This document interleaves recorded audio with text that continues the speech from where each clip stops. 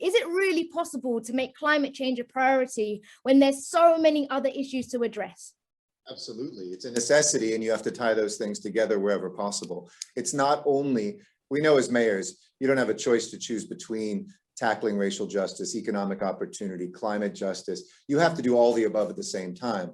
But too often they exist in vacuums by themselves. For instance, during a pandemic, it's a moment to talk about public health, not just around COVID, but around climate, because there's so many parallels that are the same. When things are shut down economically, we're accelerating bus lanes and making sure that we have our public transit build out. We're building 15 new lines here in Los Angeles, that those things get accelerated.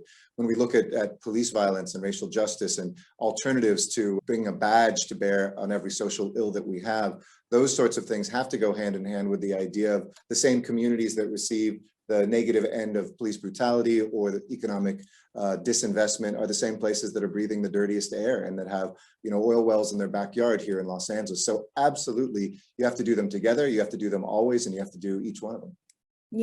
Yeah, thank you so much. It's really good for us here in London to get a glimpse of what your world looks like and know that we're not worlds apart. There's so many similarities. And Sadiq, what about yourself? London, we face so many things that could be at the top of the priority list. So how does climate change also just weigh in with that as well? Like I say, Eric is spot on. The issue of climate change, the issue of fighting poor air quality is an issue of social justice. Just like in LA, in London, those who suffer the worst consequences of poor quality air are Black, Asian, minority ethnic Londoners. They're the poorest Londoners.